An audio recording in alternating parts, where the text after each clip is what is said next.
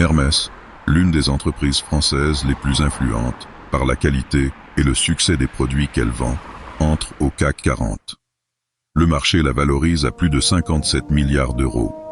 Pour Axel Dumas, descendant de la famille Hermès, qui contrôle encore aujourd'hui 70% du capital, cette reconnaissance est l'aboutissement d'une longue histoire. Autrefois petite manufacture de selles et harnais, créée dans les rues de Paris au début du XIXe siècle par Thierry Hermès, elle est devenue l'une des sociétés de luxe les plus rayonnantes, proposant ses articles aux quatre coins du monde. Revenons sur l'aventure extraordinaire de cette entreprise et portons nos regards sur les réussites qui ont jalonné son parcours.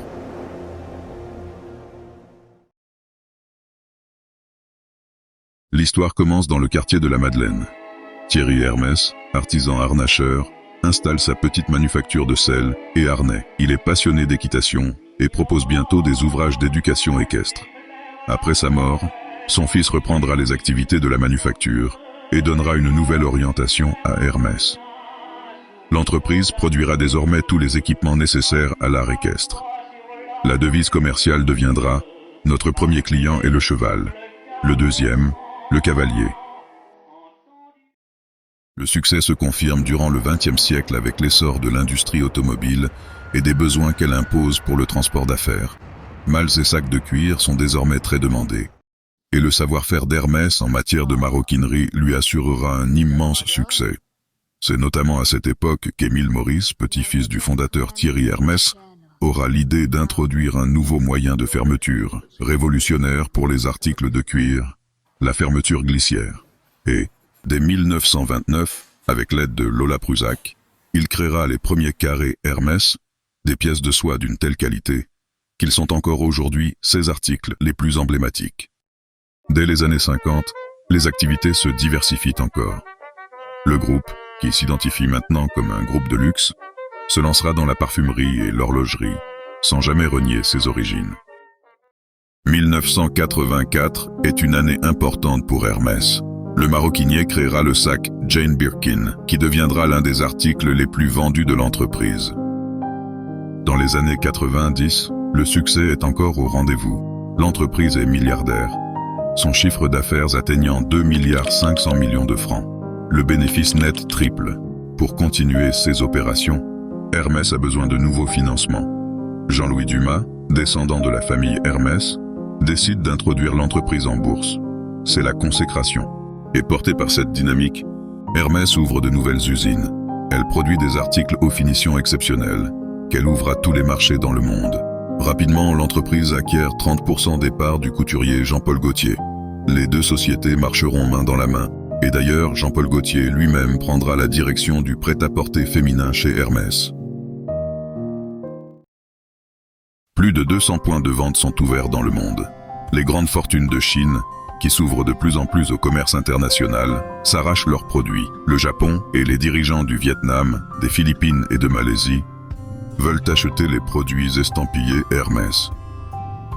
Dans ses publications financières les plus récentes, l'entreprise estime que 57% de son chiffre d'affaires est réalisé en Asie, contre seulement 13% pour le vieux continent.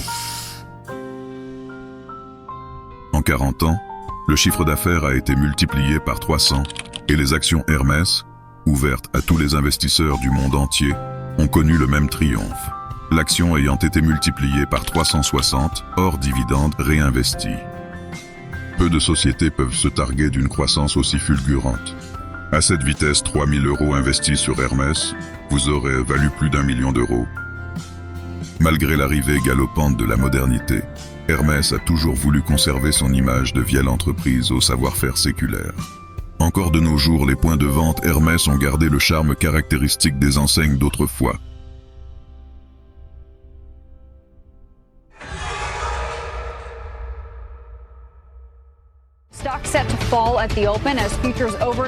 La propagation d'un virus à l'échelle planétaire a forcé les gouvernements à déclarer le couvre-feu. Les magasins sont fermés de force. L'économie est à l'arrêt. Les ventes s'effritent. Au plus fort de la crise, les actions Hermès perdent 30%. Les investisseurs n'y croient plus. La planète finance plonge en récession. Mais le bilan est solide. Les dirigeants d'Hermès multiplient les déclarations dans les médias. L'entreprise n'a pas de dette. Le bilan est impeccable et les craintes sur la reprise sont écartées. Dès 2021, Hermès fait état de résultats très supérieurs à ce que prévoyaient les analystes. La marge opérationnelle s'établit à 39%. 2022 confirmera les espoirs de reprise, alors que les vagues de coronavirus se succèdent les unes après les autres. Les ventes d'Hermès sont au plus haut. L'entreprise est assise sur plus de 10 milliards d'euros de cash. Irréprochable, c'est le seul mot qui peut caractériser son business. 10 milliards. C'est plus d'argent disponible que la taille entière de l'entreprise à peine 2 ans plus tôt. Et les actions, qui répondent favorablement à ces signaux, poursuivent leur croissance inexorable. En l'espace de 2 ans, l'action a plus que doublé. Aucun titre, dans l'histoire du CAC 40, n'avait connu pareil succès.